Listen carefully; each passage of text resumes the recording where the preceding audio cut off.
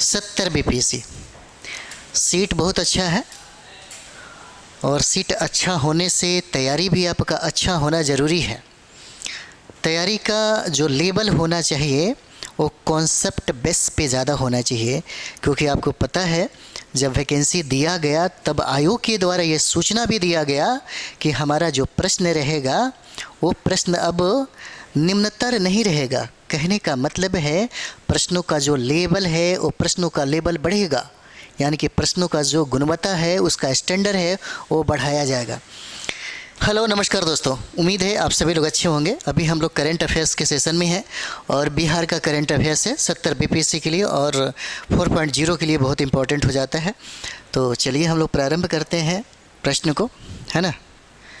70 BPSC seat बहुत अच्छा है और सीट अच्छा होने से तैयारी भी आपका अच्छा होना ज़रूरी है।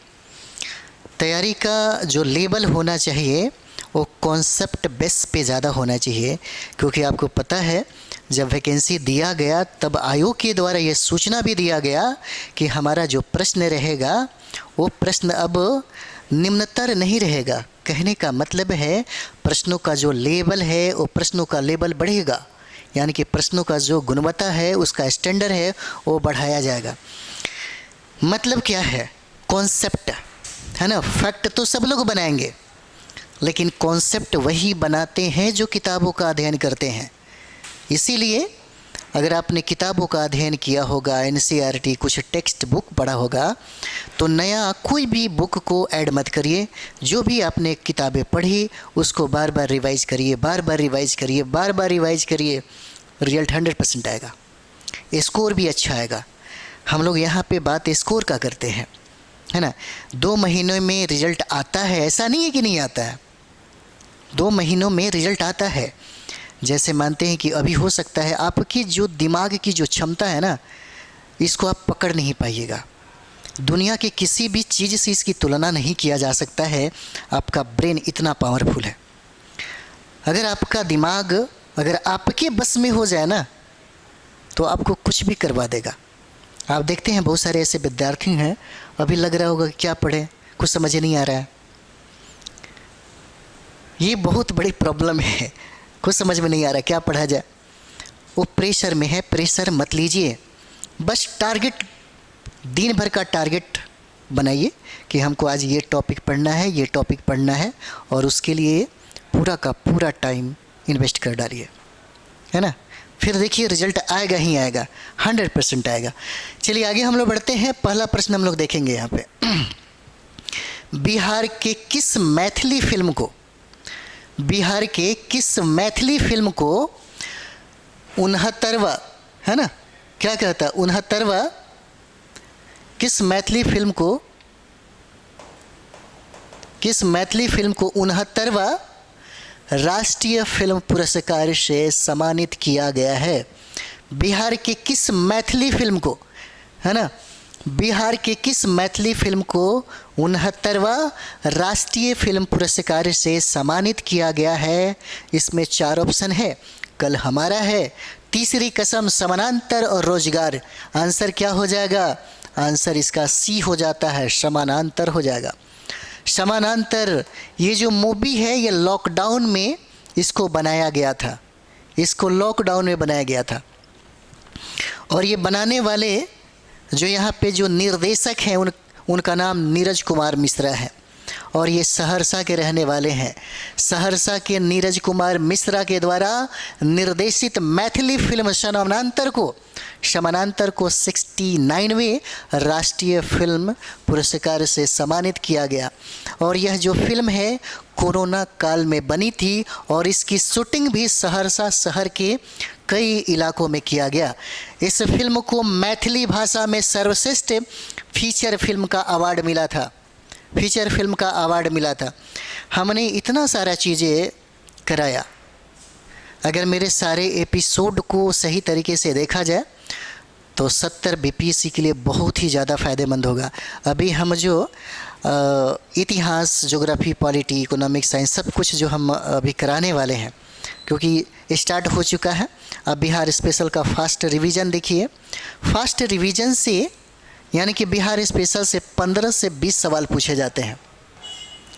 अगर आपने एक किताब का अध्ययन किया हो, फिर उसके बाद आप मेरा फास्ट रिवीजन देखिए और प्रैक्टिस सेट जो चल रहा है बिहार स्पेशल का जो प्रैक्टिस सेट है जिसमें डिस्कशन दिया जा रहा है, अगर उसको सही तरीके से देख लिया जाए तो 70 बीपीएससी के लिए आपको इतना ज़्यादा फ़ायदा होगा कि आपका स्कोर 100 पार कर जाएगा। निश्चित तौर पे हम ऐसा नहीं कर रहे हैं, हमने खुद किया है। हम जब जिए हैं इस ज़िंदगी में, इस जीवन में हमने बीपीएससी यूपीएससी में जिया है और मुझे वो एक्सपीरियंस है कि बहुत देखते होंगे, बहुत ऐसे विद्यार्थी हैं 6 महीने तक कुछ और पढ़ रहे हैं, एग्ज़ाम के 2 महीने तक सिर्फ पीटी पे फोकस किए और बहुत अच्छा स्कोर ला लिए और रिजल्ट हो जाता है। इसी तरीके से एक मेरे मित्र थे, महाराष्ट्र में अभी इनकम टैक्स ऑफिसर हैं, वो बीपीएससी में हमेशा 115, 25, 22 इस तरीके से स्कोर आता था मात्र 2 महीना पढ़ने पर।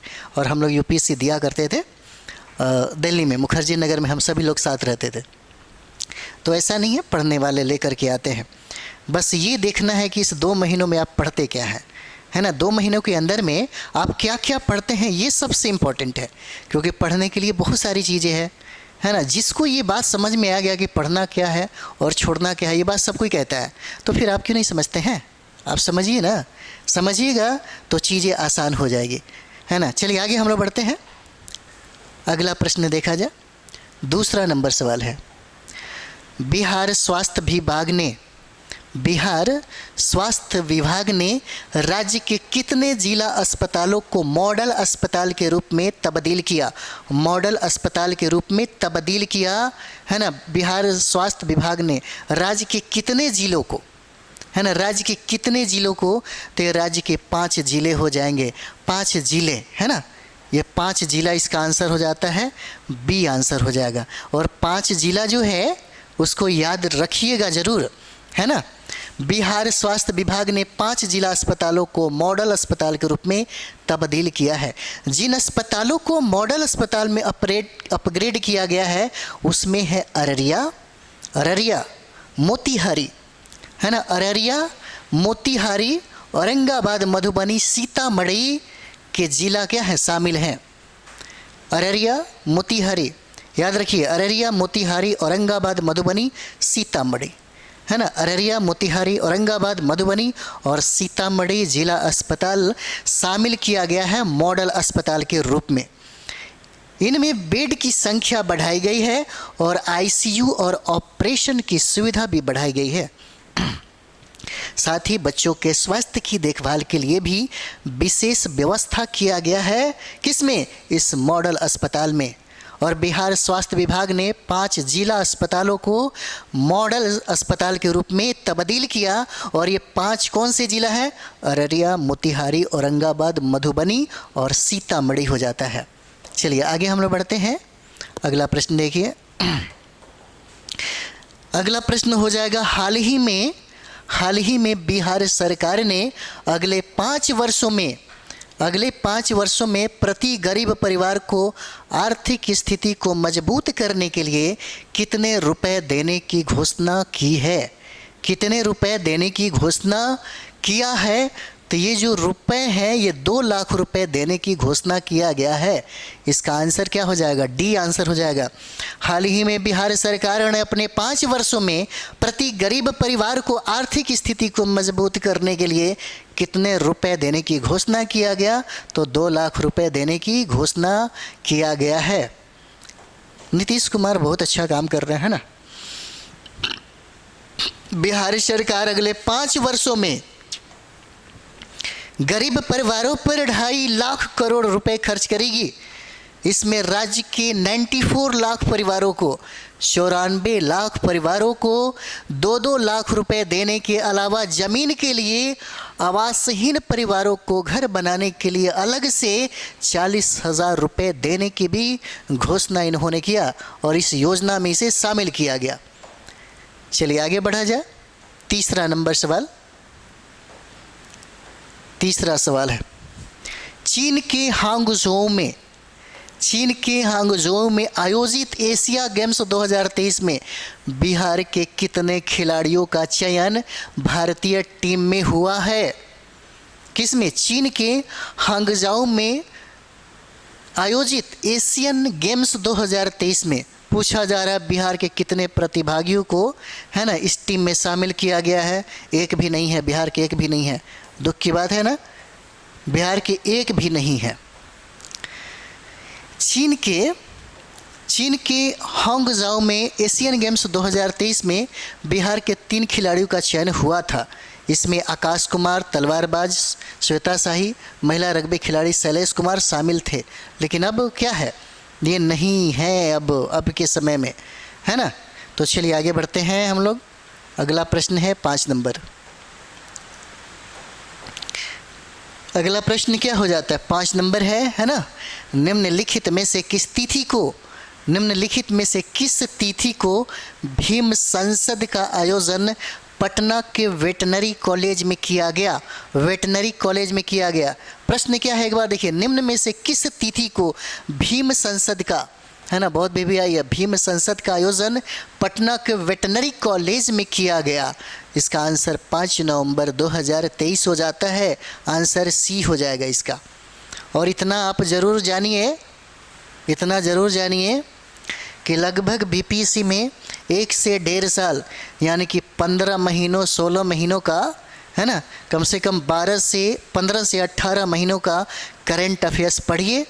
30 में 27 26 निश्चित तौर पे आ जाएगा।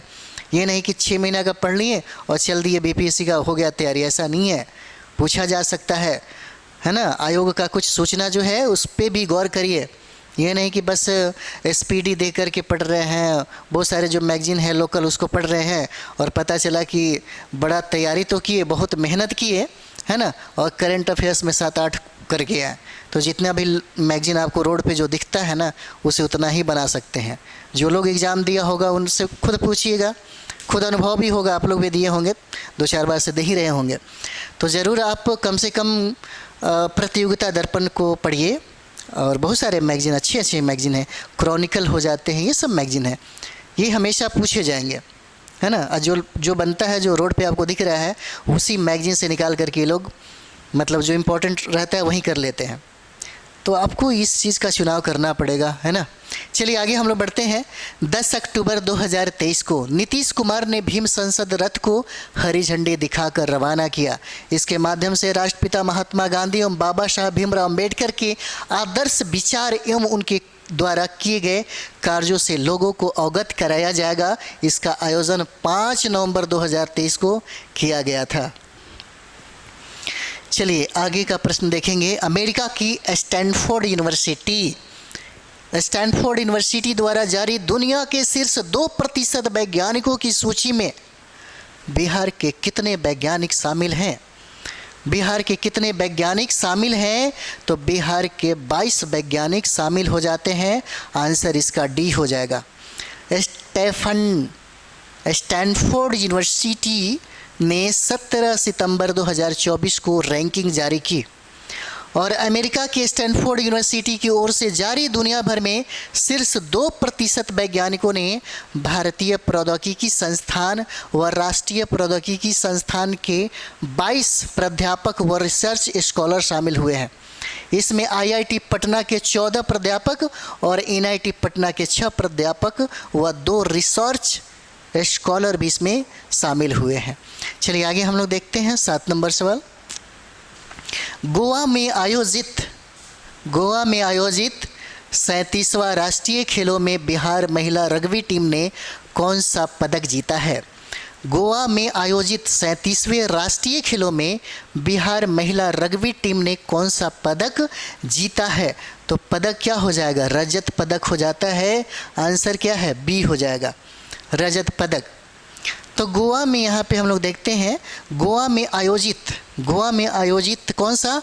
तो 37वां राष्ट्रीय खेलों में बिहार की महिला रग्बी टीम ने रजत पदक जीता। और इस टूर्नामेंट में बिहार की महिला रग्बी टीम ने सेमीफाइनल में महाराष्ट्र को हरा करके यह फाइनल जीता है। और फाइनल में बिहार की टीम को उड़ीसा ने हराया। नेक्स्ट हम लोग आगे देखते हैं।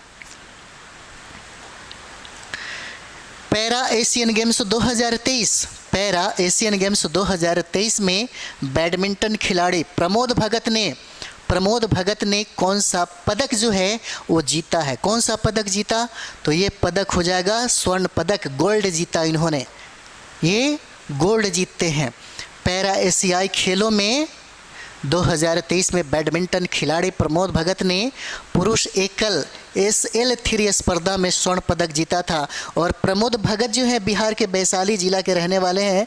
हो सकता है ये प्रश्न आपसे पूछ भी दे। चलिए अगला प्रश्न हम लोग देखेंगे। यहाँ पे अगला प्रश्न हो जाएगा, किस राज्य की जेलों में सजा काट रहे कैदियों से अब विभिन्न उत्पाद बनवाए जाएंगे जिन्हें मुक्ति ब्रांड नाम से बाजार में बेचा जाएगा। इम्पॉर्टेंट है, बहुत ही इम्पॉर्टेंट है आपके लिए।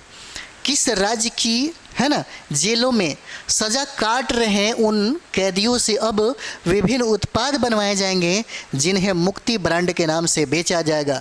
तो क्या हो जाएगा? तो ये देखिए, ये बिहार ही होगा, है ना। इसका आंसर क्या हो जाता है? बिहार हो जाएगा, बी आंसर हो जाएगा।